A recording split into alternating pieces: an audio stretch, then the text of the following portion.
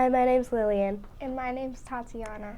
Today we're going to be reading Chapter 15, The Year of the Dog by Gracelyn. Chapter 15, The Science Fair. The science fair was on Saturday. It didn't seem fair that we had to go to school on Saturday, but our teacher said it was the only way everyone could see all the projects. I was glad everyone was going to see our project. I couldn't wait until they heard what we discovered. Melody and I taped our posters on the wall. Our largest poster said, "Feed your plant soda for optimal growth." I had drawn a picture of a pea plant and a bottle of ginger ale next to it. We hung that one right in the middle. We put our plants on the table with a carton of milk, a bottle of soda, a cup of orange juice, and a watering can. The plants were very small and scrawny. They didn't look anything like my drawings. Becky and Charlotte came over to our table while I was trying to make our plants look better by drawing pictures on the pots. The pictures didn't help. Those plants don't look that good, Charlotte said.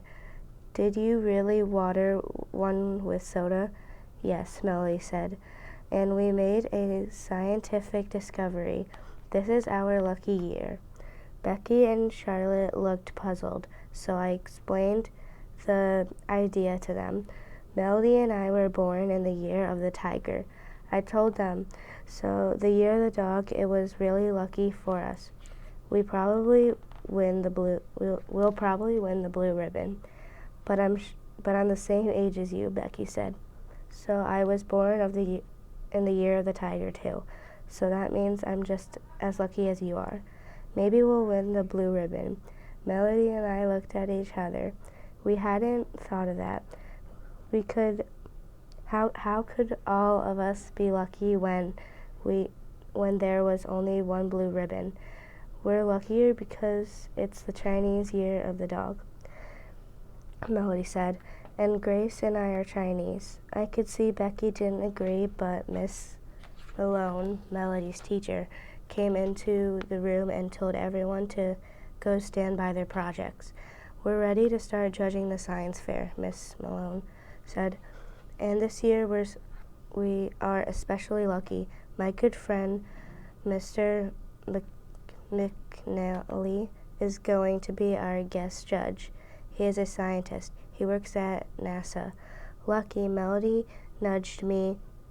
"See, with him here, we'll definitely get the blue ribbon." "But he's from NASA," I whispered to Melody. "That's like the space shuttle. He's probably an astronaut. How won't he know about plants?" "Astronauts are scientists," she whispered back, "and scientists know about science. We're going to win. I know it." We waited a long time for Mr. McNally to come to our project. When he did, he looked surprised. "Well, this is an interesting project," he said, and he picked up our report and started reading it. We nudged each other. Here was our good luck. "However," he said to us, "I'm not sure results substantiate your claim where your plants in a controlled environment." I looked at Melody. Her grin had completely disappeared.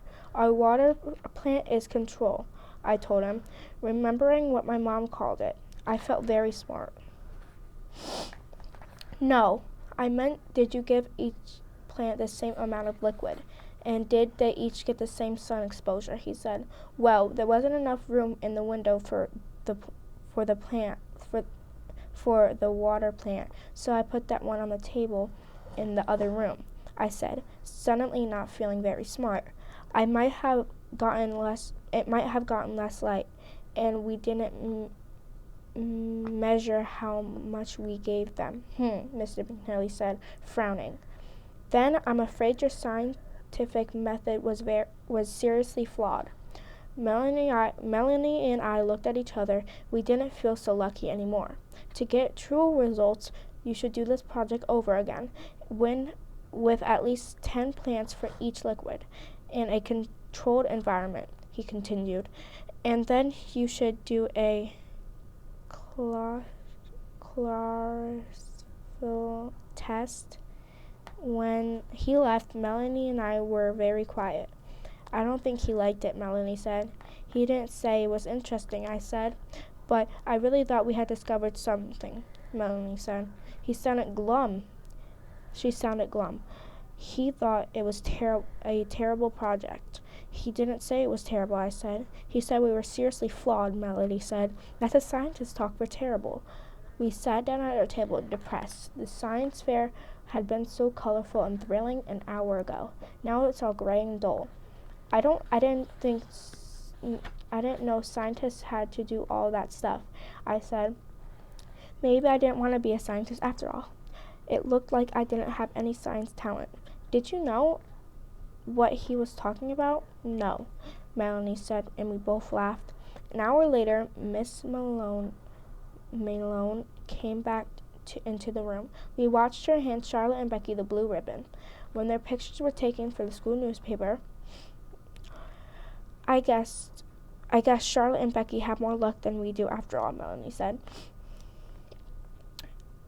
Even though they're not Chinese. Maybe because Becky has a dog, I said. Dogs are probably better friends with other dogs than they are with tigers.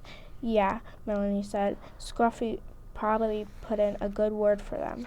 Or maybe they just had a better project, I said. Maybe, Melanie said. But I bet it was Scruffy. The key word is scruffy.